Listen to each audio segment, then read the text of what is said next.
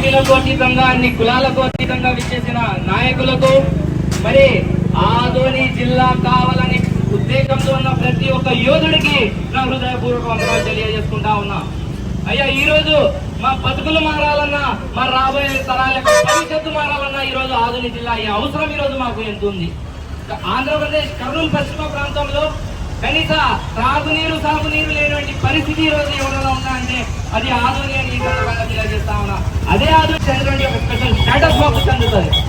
అందుకే ఈ రోజు చెప్తా ఉన్నా, అయ్యా మా ఆదోని ప్రజలు తమ వ్యాధులకు కనీసమైన చికిత్స లేక మా ఆదోని ప్రజలకు ఆదోని నుండి కర్నూలుకు తరలించే సమయంలో ఎంతో మంది తమ ప్రాణాన్ని కోల్పోయిన పరిస్థితులు మేము చూస్తా ఉన్నాము. అదే ఆదోని జిల్లా అయితే మా యొక్క ప్రజల యొక్క ప్రాణాలు మేము కాపాడుకుంటాం. అదే ఆదోని జిల్లా అయితే మాకు కావాల్సిన మెడికల్ ఎక్విప్మెంట్స్ వస్తాయి, మాకు కావాల్సిన చికిత్స మాకు అందుతుందని సందర్భంగా తెలియజేస్తా ఉన్నా. మూసిన మిల్లులు తెరవాలన్నా, తెరిచిన మిల్లులు బాగుపడాలన్నా, లేని పరిశ్రమలు రావాలన్నా మాకు ఆదోని జిల్లా తీరాల్సిందే. కాదు గూడు తేడా వస్తే గ్రామ స్థాయి సర్పంచ్ నుండి అసెంబ్లీ స్థాయి ఎమ్మెల్యే వరకు తమ పదవిని రాజీనామా చేసి పారేయండి. ఆదోని జిల్లా ఎలా కాదు మేము చూస్తామని సందర్భంగా తెలియజేస్తా ఉన్నా. మరి ఇది కూడా ఇబ్బందిగా ఉంటే అయ్యా చెప్తా ఉన్నా, ఈ ఆదోని గడ్డపై పుట్టినందుకు దీని రుణం తీసుకునే అవకాశం నాకు దక్కింది.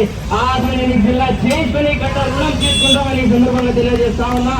మరీ కాదు కూడా అంటే ఆదోనిలో నివసిస్తున్న యావత్తు 2,60,000 మంది ఈ ఉద్యమాన్ని వ్యక్తిగతంగా తీసుకొని పోరాడండి. ఆదోని జిల్లా ఖచ్చితంగా అవుతుందని తెలియజేస్తా ఉన్నా.